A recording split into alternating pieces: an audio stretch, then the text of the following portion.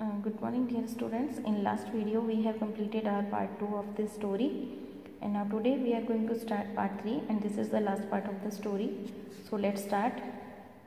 That's true enough, said good tree goddess, said the king. तो tree goddess की बातें सुन करके राजा ने क्या कहा, ये सब तो ठीक है, but all the same I can not spare you, लेकिन बात ये है कि मैं अब आपको सेव नहीं कर सकता, मैं आपको बचा नहीं सकता। स्पेयर का मतलब होता है save. My mind is made up, मैंने अपना मन बना लिया है। My will cannot be shaken, और अब जो मेरी विल है, विल यानी इच्छा, वो जो है अब कमज़ोर नहीं हो सकती, मैंने अपना मन बना लिया है। The tree goddess sank her head upon her breast and spoke in tones of great sorrow. और ट्री गॉडेस ने जो है दुख की वजह से अपना सर नीचे झुका लिया और बहुत ही दुख भरी हुई आवाज़ में कहा, Then, mighty king, grant me one last request.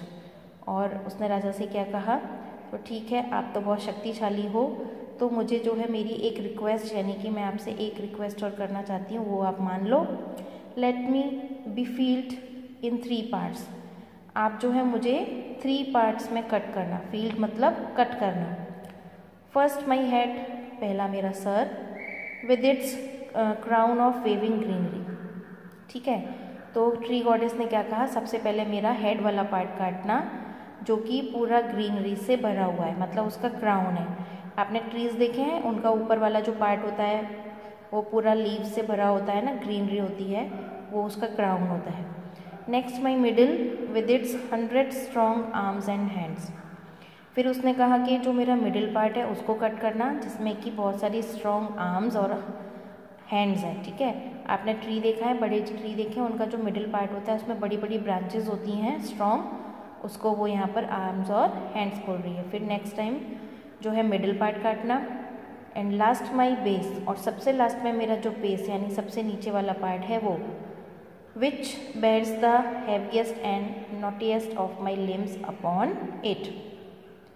और सबसे लास्ट में जो उसका बेस पार्ट है यानी कि आधार जिस पर पेड़ खड़ा हुआ है उसको काटना, क्योंकि वो सबसे ज़्यादा हैवीएस्ट यानी भारी और नॉटिएस्ट यानी सबसे छोटा पार्ट है, उसमें छोटी छोटी लिम्स यानी उसकी आर्म्स हैं यानी कि भुजाएं हैं। ऐसा ट्री गॉडेस ने किंग से कहा। अब मूव करते हैं नेक्स्ट पेज पर। This is a strange request, said the king. लेकिन राजा ने क्या कहा, ये बहुत अजीब सी एक रिक्वेस्ट है। I have never before heard of someone who wish to suffer the death stroke thrice. Why not suffer it once and have done with it.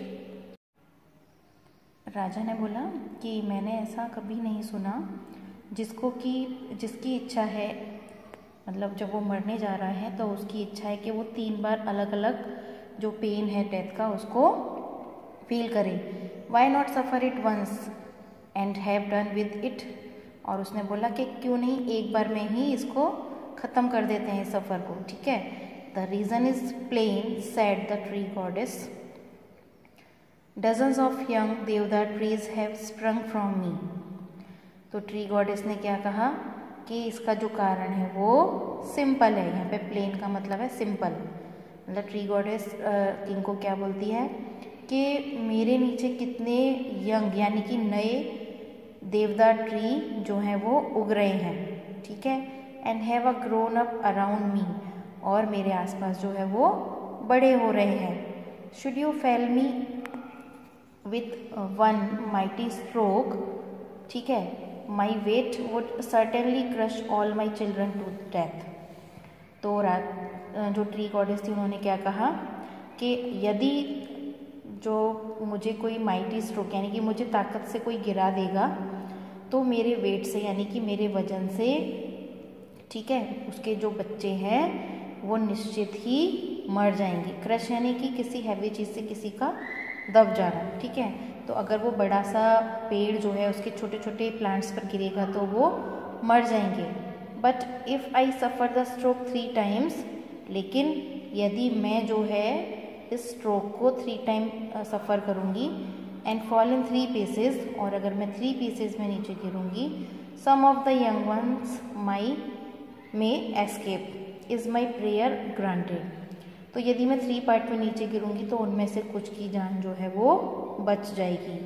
ये मेरी आपसे प्रार्थना है और आप प्लीज़ इसे स्वीकार करिए। ग्रांटेड यानी स्वीकार करिए। इंडीड इट इज़, क्या सच में ऐसा है? सेड द किंग, राजा ने कहा। As the tree goddess faded from his vision, और जो है ट्री जो गॉडेस थी वो उसकी विजन में से चली गई, यानी कि जो राजा जो सपना देख रहा था वो अब खत्म हो गया। The next morning the king called his children and his ministers and his foresters to him. ठीक है, नेक्स्ट मॉर्निंग अगली सुबह राजा ने जो है अपने बच्चों को, अपने मंत्रियों को और जो फॉरेस्ट में रहने वाले लोग थे उनको बुलाया। एंड टोल्ड देम, और उनको बताया, that he had changed his mind, कि अब जो है उसने अपना मन बदल दिया है। And that the column for the new palace be built of stone not would, यानी कि राजा ने उनसे क्या कहा कि अब नए महल का जो कॉलम लिया जाएगा वो स्टोन से बनाया जाएगा, ना कि वुड से यानी कि लकड़ी से। फॉर, इसलिए, सैड ही, उसने कहा, within the deodar tree lives a spirit nobler than my own. राजा ने कहा कि देवदार ट्री में जो स्पिरिट थी, यानी कि जो आत्मा थी, सोल थी, वो मुझसे कहीं ज़्यादा काइंड थी। नॉबलर यानी कि काइंडर थी। एंड ही टोल्ड देम, और उसने, राजा ने यानी कि सबको अपना विज़न बताया, यानी कि अपना जो उसने सपना देखा था वो सबको बताया। एंड दे ऑल मार्वल्ड, और सब ने जो है राजा की प्रशंसा की। मार्वल्ड यानी कि एडमायर करना, प्रशंसा करना। And the king build his palace upon a great column of stone, और राजा ने जो है अब अपना पैलेस का जो कॉलम था, बड़ा सा कॉलम था, वो स्टोन में से यानी कि पत्थर में से बनाया। Taking the example of the king, no one built their houses of wood anymore. The houses were made of, move on to next page, stone, and great devdar were able to spread freely through the forest. राजा ने कहा अब जो लोग अपना घर बनाएंगे वो stone से बनाएंगे, पत्थर से, ना कि वुड से यानी कि लकड़ी से। और ये जो महान देवदार के जो पेड़ हैं वो अब स्वतंत्र रूप से, फ्रीली यानी स्वतंत्र रूप से फॉरेस्ट यानी जंगल में फैलेंगे, बड़े होंगे। And if you go up into the mountains, said grandmother, और फिर ग्रैंडमदर ने क्या कहा कि यदि तुम अब माउंटेन पर यानी पहाड़ों पर जाते हो, you can still find those forest, तो अभी भी वो पेड़ जो है तुम्हें देखने को मिलेंगे। All the way up the secret river Ganga to its source near the eternal snows. Okay, और जब आप पहाड़ों पर जाओगे तो आपको जो है रास्ते में क्या मिलेगी? सीक्रेट यानी कि पवित्र गंगा नदी। To its source near the eternal snows, और जिसका की सोर्स क्या है? ये जो पहाड़ है इस पर जो बर्फ़ जमती है, ठीक है, स्नो, वो इसका रास्ता है। ठीक है, हिमालयाज़। आपको पता है ना गंगा कहाँ से निकलती है? हिमालय में से। तो in this way we have complete this story. I am sure you all of you liked this story. So अब चलते हैं नेक्स्ट एक्टिविटी पर। एक्टिविटी 7 है answer the following question, who said to whom. तो यहाँ पर 3 क्वेश्चंस आपको दिए हुए हैं। 1 क्वेश्चन के अंदर 3 क्वेश्चन है। आपको किसने किससे कहा ये आपको लिखना है, तो आप अपनी टेक्स्ट बुक में कंप्लीट करेंगे। नेक्स्ट जो आपका 3 क्वेश्चन है इसको हम करेंगे नोटबुक में।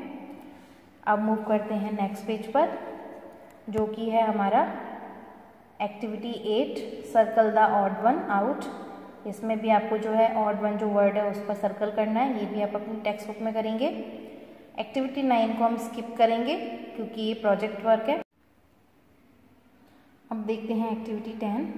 एक्टिविटी 10 को भी हम नोटबुक में करेंगे क्योंकि इसमें आपको find the pictures of 5 different trees.